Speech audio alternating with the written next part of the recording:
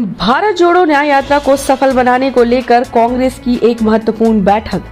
भारत जोड़ो न्याय यात्रा का मकसद समाज के हर तबके के साथ अन्याय जो हो रहे हैं और जिससे उनका वाजिब हक नहीं मिल पा रहा है, उसके हक और न्याय के सिद्धांत है। उक्त विचार झारखंड प्रदेश कांग्रेस समिति के प्रभारी गुलाम अहमद मीर ने प्रदेश कांग्रेस की आदर्श कार्य समिति की बैठक में की। उन्होंने कहा कि भारत जोड़ो न्याय यात्रा दुनिया की दूसरी सबसे बड़ी यात्रा होगी, जिसमें राहुल गांधी जी 6,700 किलोमीटर की दूरी तय करते हैं और 17 राज्यों में लगभग 100 सजावटी यात्रा है, जिसमें झारखंड के भी 13 जिले सीधे शामिल है। झारखंड में 804 किलोमीटर की यात्रा होगी, जो 8 दिन में तय होगी। उन्होंने कहा कि भारत जोड़ो यात्रा का मकसद देश में भाईचारे को लेकर, साथ ही गरीबों, युवाओं, महिलाओं की आवाज को उठाना है। न्याय यात्रा मजलूम उद्यमियों को उनके हक हासिल हो रहे हैं। कांग्रेस का यह संघर्ष तब तक जारी रहेगा जब तक इस देश में नफरत का माहौल दूर ना हो जाए और मजलूमों को उनका हक न मिल जाए। कार्यक्रम की शुरुआत करते हुए प्रदेश कांग्रेस अध्यक्ष राजेश ठाकुर ने कहा कि झारखंड में भारत जोड़ो न्याय यात्रा सफल आयोजन के संदर्भ में विषय प्रवेश कार्यक्रम की आवश्यकता दिशा निर्देश के विस्तार से बताया गया है। उन्होंने कहा कि इस महत्वपूर्ण बैठक का उद्देश्य ही झारखंड की यात्रा को ऐतिहासिक बनाना है। बैठक के बाद से सभी जिला अध्यक्षों ने इस यात्रा को नियमित तैयारी के संबंध में सभी जिलों के अध्यक्षों से चर्चा की। जिला खंड स्तर पर प्रिंट, इलेक्ट्रॉनिक, सोशल मीडिया के माध्यम से न्याय यात्रा का प्रचार किया। राहुल जी के कार्यक्रम में प्रचारित करना, पोस्ट स्टिकर के द्वारा जन जन के बीच सिद्धांत, झारखंड के सभी चौक चौराहों पर ध्वज, बैनर, होर्ड आदि के माध्यम से यात्रा को प्रचारित करना, न्याय यात्रा को हर जिले में नियंत्रण कक्ष की स्थापना, सामाजिक कार्यकर्ता, भारतीय गठबंधन के दलों के नेता, लोक, अंतर्राष्ट्रीय और राष्ट्रीय स्तर के प्रतिष्ठान, मान्यता प्राप्त पेशेवर खिलाड़ियों, कलाकारों, बुद्धिजीवी, समाज सेवियों और विशेष कार्यकलापों में देखे यात्रा में शामिल होने के लिए आमंत्रण करने का निर्देश दिया गया। बैठक में कांग्रेस नेता दल के नेता आलमगीर आलम ने कहा कि झारखंड में तीसरा ऐसा राज्य होगा जहां भारत जोड़ो न्याय यात्रा का सबसे ज्यादा दिनों तक रहेगी। हमें मौका मिल रहा है कि हम झारखंड में इस यात्रा को ऐतिहासिक, और जिन शिखर से यात्रा नहीं करेंगे वहां के कांग्रेसियों ने भी इस यात्रा में भाग लिया है। बैठक में भारतीय कांग्रेस कमेटी के प्रवक्ता ज्योति सिंह, प्रदेश कांग्रेस कमेटी के कार्यकारी अध्यक्ष गीता कोड़ा, बंधु तिर्की, जलेश्वर महंत, शाहजहां बासी, मंत्री बन्ना गुप्ता, बादल पत्रालेख, प्रदीप यादव, अकेले यादव, अनूप सिंह, अंबा प्रसाद, सुमन विकसल, कुंगाड़ी, सोना राम सिंह सहित कई ऐसे कार्यकर्ता मौजूद थे। आंदोलन के दरमियान शहादत भी दी और इसीलिए हम अनकॉन्स्टिट्यूशनल और बेरुखी सरकार इसको मान के चलते हैं। इसी तरह से आप जमहूरियत को देखें, कभी हिस्ट्री में नहीं हुआ कि आप अपने मर्जी के कानून पास करने के लिए आपको लगा कि अपोजिशन उसमें सही बात, सही करेक्शन उठा सकती है, तो आपने एक मुश्त 100-150 मेंबर पार्लियामेंट्स को सस्पेंड किया और वो अपनी मर्जी के कानून आपने पास करके देश पर लागू किए। ये कभी भी देश में नहीं हुआ और कहीं दुनिया में नहीं हुआ, किसी भी जमहूरी मुल्क में नहीं हुआ। तो इन चीजों को लेकर मैं आपको शॉर्ट में ब्रीफ करना चाहूंगा। आप नौजवानों के रोजगार का लीजिए। इस वक्त कम से कम 4 करोड़ नौजवान हमारे देश में रोजगार के तलाश में भटक रहे हैं और दावे बड़े किए जाते हैं। ये कवर करने के लिए आपका धन्यवाद। आप सब जानते हैं कि आज देश में पिछले 10 साल से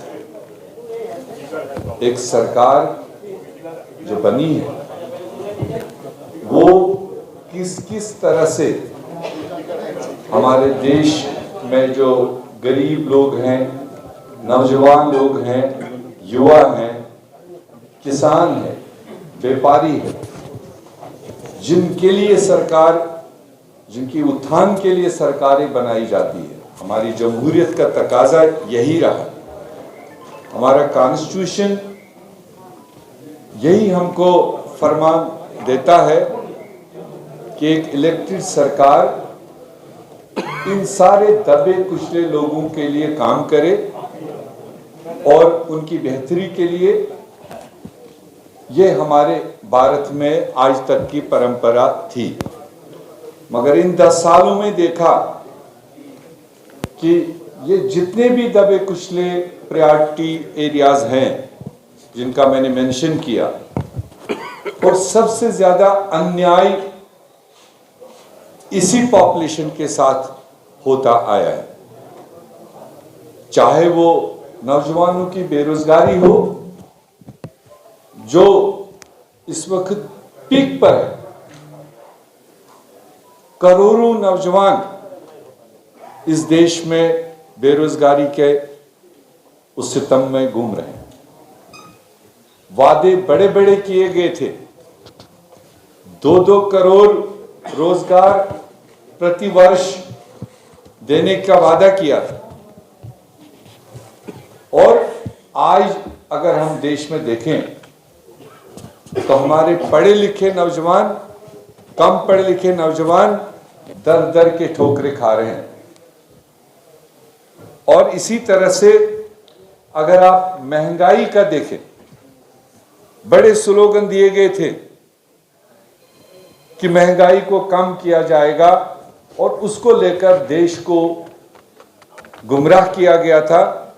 आज 10 साल गुजरने के बाद हम आम इंसान की रोजमर्रा जो उनकी रिक्वायरमेंट है, बड़ी चीजें तो बड़ी, जो आम गरीब के किचन से रिलेटेड चीजें हैं, दाल चावल, उस तक को नहीं छोड़ा गया, और वो कहां आसमान छू रहा है।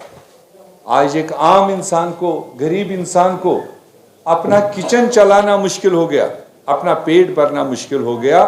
बड़े दावे तो बड़े, मगर मिनिमम लिविंग के लिए भी उनको उस लायक नहीं छोड़ा गया। ये कवर करने के लिए आपका धन्यवाद।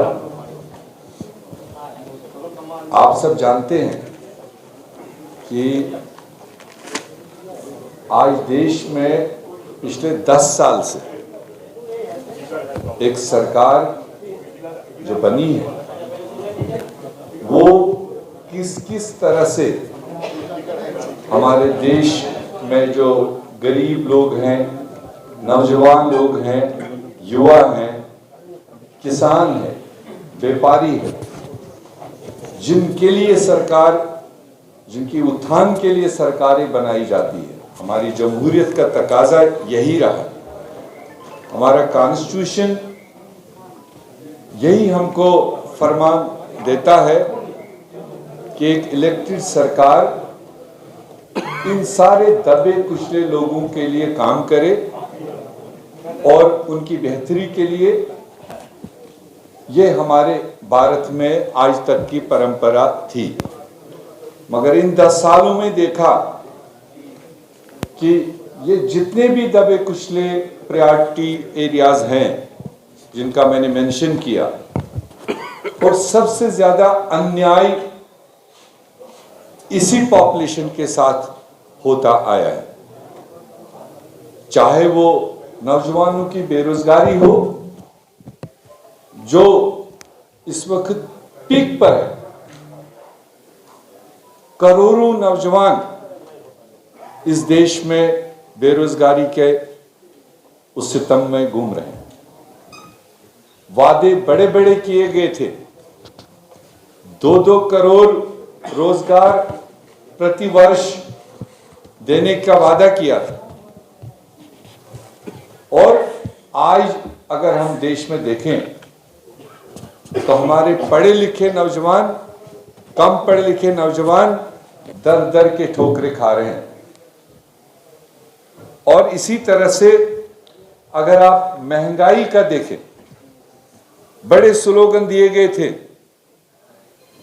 कि महंगाई को कम किया जाएगा, और उसको लेकर देश को गुमराह किया गया था। आज 10 साल गुजरने के बाद हम आम इंसान की रोजमर्रा जो उनकी रिक्वायरमेंट है, बड़ी चीजें तो बड़ी, जो आम गरीब के किचन से रिलेटेड चीजें हैं, दाल चावल, उस तक को नहीं छोड़ा गया और वो कहां आसमान छू रहा है।